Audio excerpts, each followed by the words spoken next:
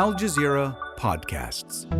Today, India versus Pakistan is back on after a boycott threat shook the T20 World Cup. We're just holding our breath to see if they shake hands, if the sportsman's spirit returns in any form or shape during this World Cup game. The standoff sent shockwaves through global cricket and forced last-minute negotiations. So what happened? I'm Malika Bilal, and this is The Take.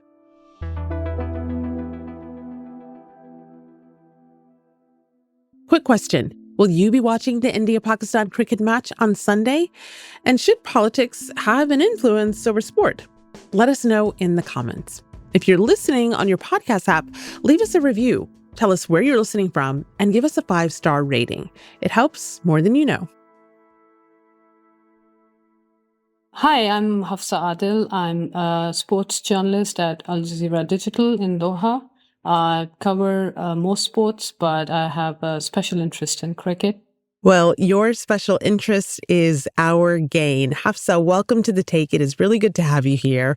We are just days away from what is arguably the biggest match of the T20 Cricket World Cup, a face-off between historic rivals Pakistan and India on Sunday in Sri Lanka. But it is a match that almost wasn't going to happen thanks to a crisis that started with the dismissal of one player from Bangladesh. Bangladeshi fast bowler Mustafizur Rahman has been dropped by the Kolkata Knight Riders, and that means he's not going to be featuring in the upcoming season of IPL. So let's start there because there's a lot of twists and turns to this story, and we're going to follow along for all of them. What happened with that player? So the player was Mustafizur Rahman. He is a very famous Bangladeshi cricketer. He was signed up by the Kolkata Knight Riders, which is a franchise team in the Indian Premier League. He was the only Bangladeshi player to be signed up in the IPL. But soon after his signing, the team had to remove him from the squad on the orders of the Indian Cricket Board because they felt that it was not going to work with the ongoing political tensions between India and Bangladesh. After observing the recent developments, BCCI has taken a decision to instruct KKR authorities, one of the franchisee of IPL, to release one player, Mustafizur Rahman of Bangladesh, from their squad. And as soon as the player was expelled, there was a huge uproar in Bangladesh. Fans were upset about it. Cricket officials said, well, if one of our players is not safe playing in a few matches in India, then how is our cricket team and support staff, how are they going to be safe playing in a World Cup, which is obviously a much bigger tournament?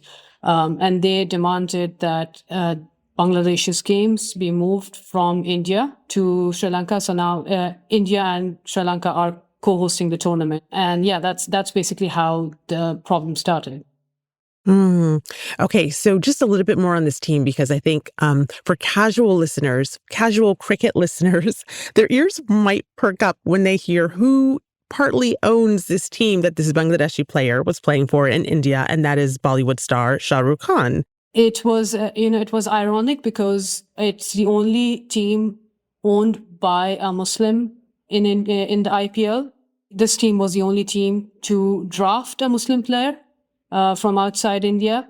So, I mean, people made connections with that as well, that, is it because he's a Muslim owner and he's bought a Muslim player, and it's, yeah. And obviously it's Kolkata, so it's Bengal, so it's close to Bangladesh as well. So that got people talking. Okay, so let me see if I'm keeping up. Bangladesh responded to the dismissal of this player by refusing to play in India, citing safety concerns. Yeah. And it asked the International Cricket Council to move their matches for the World Cup, for the T20 World Cup, from India to the other host nation, which is Sri Lanka. But the ICC denied that request. Why did they deny that request? So the ICC said that there are no safety and security concerns. They said we have run extensive checks and the players will be absolutely safe.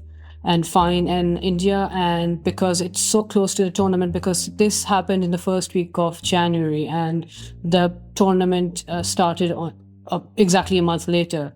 So the ICC said it's too late to move one team's fixtures out of a country to another country. And it's interesting because Bangladesh said, well, why don't you just swap our groups? Why don't you swap us with Ireland? And Ireland can play all the games in India and we can play all our games in Sri Lanka. But the ICC also refused that request.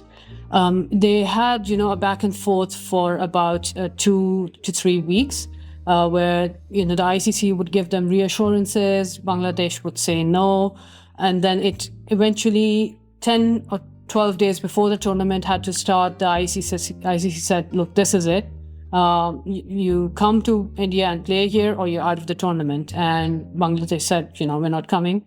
Bangladesh now comes out to say no to the matches in India, no World Cup matches in India. And then the following day, the ICC replaced Bangladesh with Scotland, who were the next best ranked team to have not qualified for the tournament. So, yeah, that was that. So Bangladesh is out. Yep. Okay, so the reasoning being the tensions between the two countries. As with everything, sport is intertwined with politics. What tensions are we talking about here? So the tensions go back about a year and a half.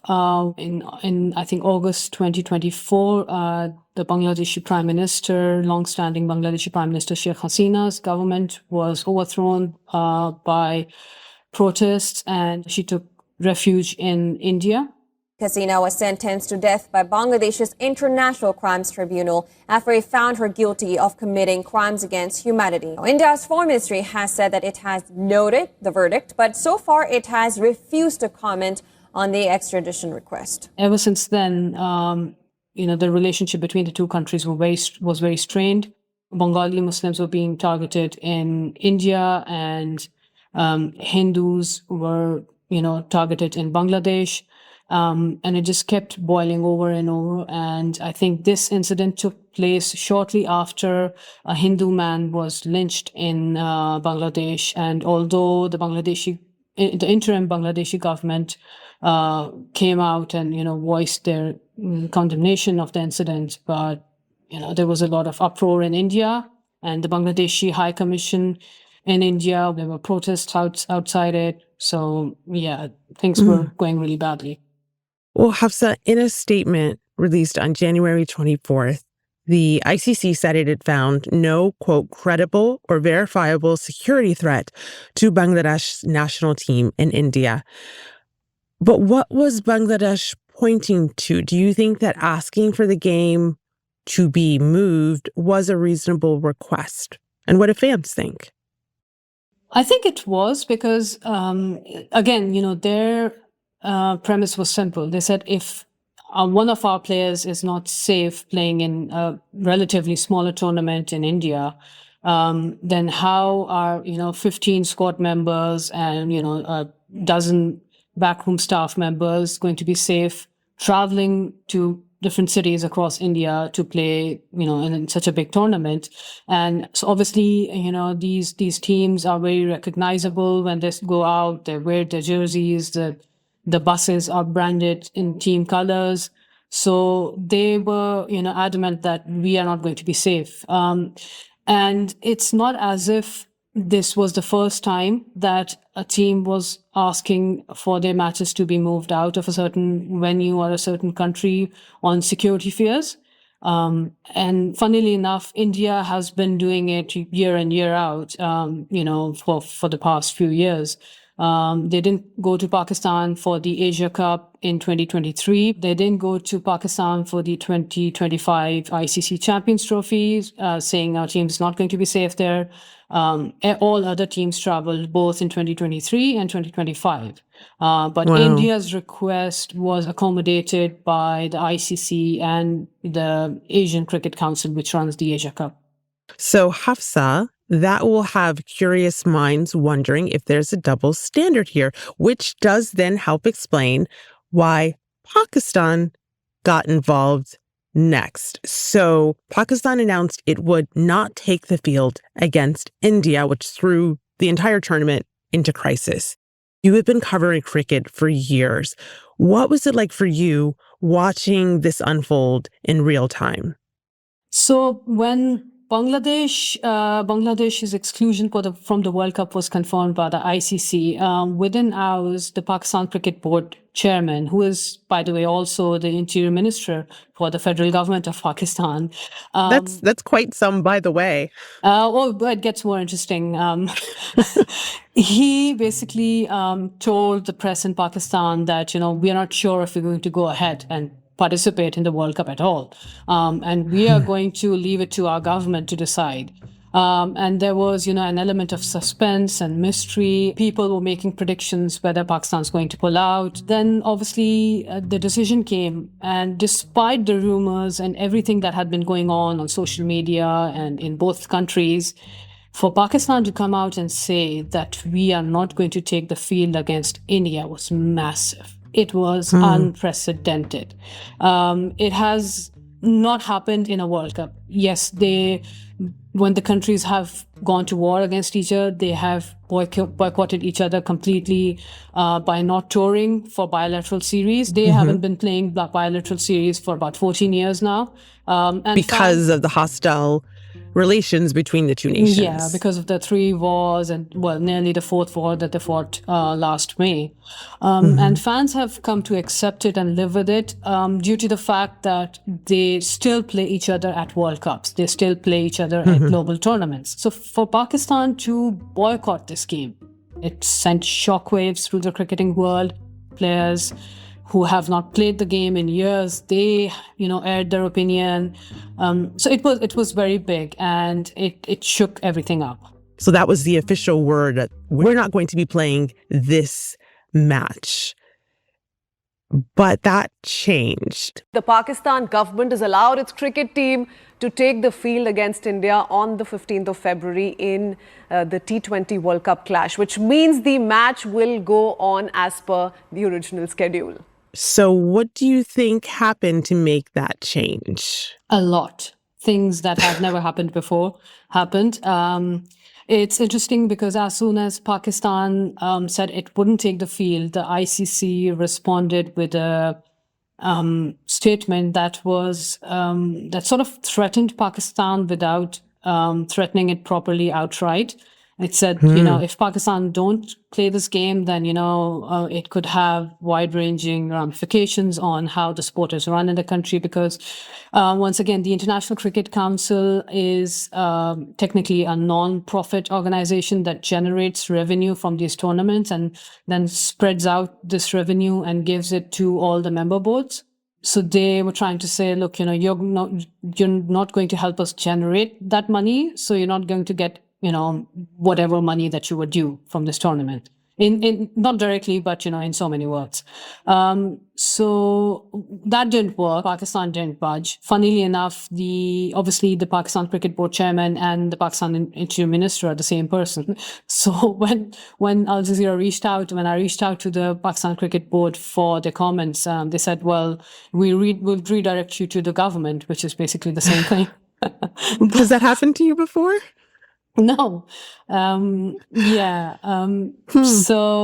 anyways, the ICC tried holding video conferences. They tried holding meetings at their headquarters in Dubai, but nothing was moving. And then eventually on Sunday, which was a week before this big match, 2 of the top officials of the ICC traveled to Pakistan to meet with the Pakistan Cricket Board chairman. And Pakistan said that, for any meeting on this situation, we're going to have Bangladesh in the room. Any deal that we make, Bangladesh has to gain something from it. This is new because Pakistan and Bangladesh have not had the best of relations in the past. So for Pakistan to stand up for another country, once again, it was, very, very big and it was unprecedented. So Bangladesh Pakistan and ICC met, and once the meeting was over, the same evening, the ICC issued a statement, a very apologetic statement, if you can call it that, saying that we regret Bangladesh's absence from the tournament. And then they said that we will hold an ICC tournament in Bangladesh before 2031. We'll have more with Hafsa after the break. Well, Hafsa, there is always the question of how closely politics and cricket are intertwined. We've talked a lot about that throughout this conversation. That includes government involvement. That includes leadership inside cricket's governing bodies.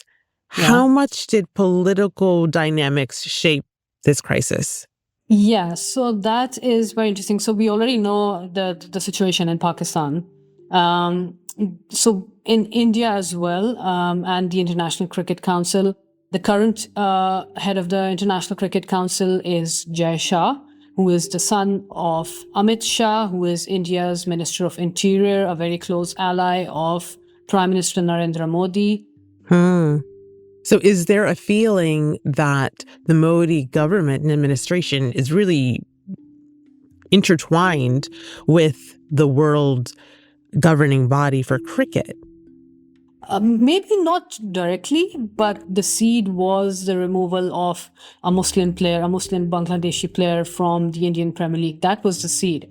And the statement that came after it, the Indian Cricket Board chief, Devajit Saikia, he wasn't very explicit in saying the tensions between India and Bangladesh. He didn't go there, but it stemmed from that. And then obviously cricket is huge in India and Pakistan. So it is sort of a way for, the people who run cricket in these countries, they are very powerful. They are very influential. They have huge influence. And everyone, during this whole crisis, every person, every cricket fan in Pakistan was hanging on to every word that came out of, the Pakistan Cricket Board chief. And this is the kind of power that comes with these positions in South Asia. Well, Hafsa, let's turn towards this weekend. Let's turn towards Sunday and the rivalry there, because, as you know, India and Pakistan share one of the most intense rivalries in sport, and it's rooted in decades of political tension and conflict between the two nations. So when they meet on the cricket pitch, it is never just a game, and that was on full display this week. But in recent years, there have been moments when even basic on-pitch traditions have broken down, and that's like opponents deciding not to shake hands, which is customary. What does that tell us about where this rivalry stands right now? It's always called a bitter rivalry, the biggest rivalry in sport, arch rivals, which is fine. But I mean, it's beyond bitter right now. Neutral fans from both countries, they have said, we'd rather they don't play at all than play in this atmosphere, because always we've seen in the past, the countries have come back from the brink of war, and they've played and they've toured each other and they've played against each other. There's a history of heartwarming incidents and, memories for both players and fans where, once the match is over, the players are very friendly, they shake hands, they share jokes. I was at the Asia Cup in Sri Lanka in 2023, where the Pakistan-India match was delayed due to rain. And the players were chatting across the balcony railing, and they were just cracking jokes and they were laughing with each other. Whereas when I went to the Asia Cup in 2025 in Dubai, they didn't even shake hands. And it left everyone confused because no one expected that. No matter how bad it gets, you always shake hands. So not even, the heat that can come from a very tough game. You're saying even at the beginning of this game. Yep. And it was. What did that feel like in the stands? Confusion, because we were not expecting it. And I was in the media box and people were just looking at each other, asking each other, did they really not shake hands? Did I miss something? And even at the end, the Indian players, they won the match, and as soon as they won the match, they sort of walking back, but they made a point to walk on a path that avoided the Pakistani team. And then later on in the press conference, the Indian captain came out and said that, yeah, we had decided not to shake hands. And he said, sometimes, some things in life are above sportsmanship spirit. And we did this in solidarity with the, victims of the attack that took place in Kashmir in April 2025. So he said, he put it out clearly that it was very political. But there have been other moments you mentioned where the tensions between the two nations do not seem to have affected the players. Yeah. And you've seen camaraderie and you've seen love and affection between the two players. Yeah. What do you think we're going to see on Sunday?